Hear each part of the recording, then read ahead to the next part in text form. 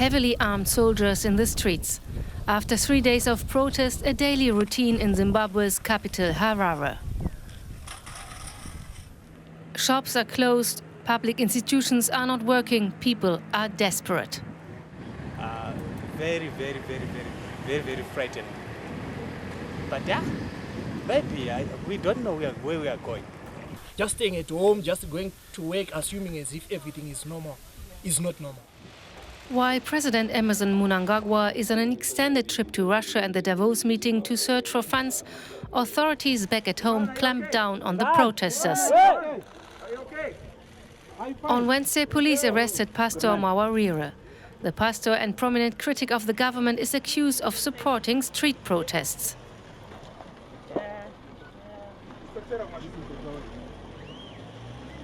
They are alleging that he has incited violence through Twitter and other forms of social media. The government suspects that Zimbabwe's political opposition is behind the violence. The events of the last 36 hours were not spontaneous.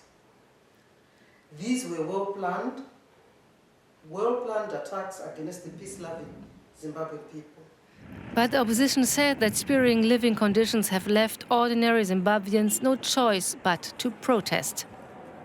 It is the cost of living that is adjusted which has caused people to complain. Fuel prices, unavailability, food prices, unavailability, lack of jobs. This week, the government hiked fuel prices after announcing a national shortage. Zimbabwe's fuel became the most expensive in the world.